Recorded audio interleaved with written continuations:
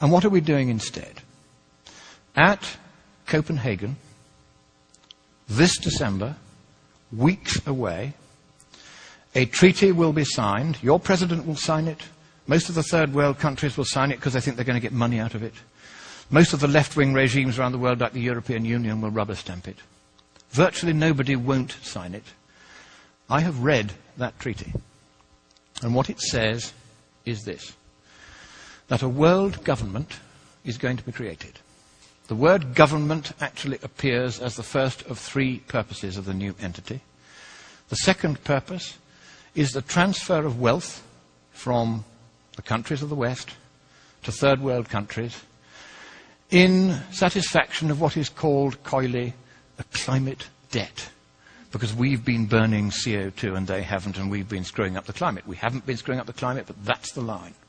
And the third purpose of this new entity, this government, is enforcement.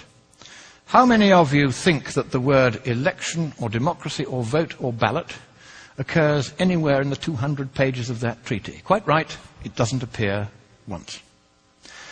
So at last, the communists who piled out of the Berlin Wall and into the environmental movement and took over Greenpeace, so that my friends who founded it left within a year because they'd captured it.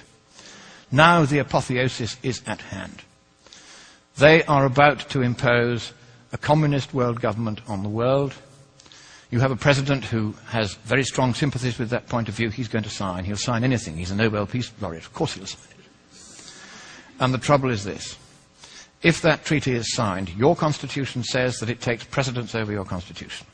And you can't resile from that treaty unless you get the agreement of all the other states parties. And because you'll be the biggest paying country, they're not going to let you out. So, thank you, America. You were the beacon of freedom for the world. It is a privilege merely to stand on this soil of freedom while it is still free. But in the next few weeks, unless you stop it, your president will sign your freedom, your democracy, and your prosperity away forever. And neither you nor any subsequent government you may elect will have any power whatsoever to take it back again. That is how serious it is. I have read the treaty. I've seen this stuff about government and climate debt and enforcement. They are going to do this to you, whether you like it or no. But I think it is here in your great nation, which I so love and I so admire. It is here that perhaps at this 11th hour, at the 59th minute and the 59th second, you will rise up and you will stop your president from signing that dreadful treaty, that purposeless treaty, for there is no problem with the climate, and even if there were, economically speaking, there's nothing we can do about it.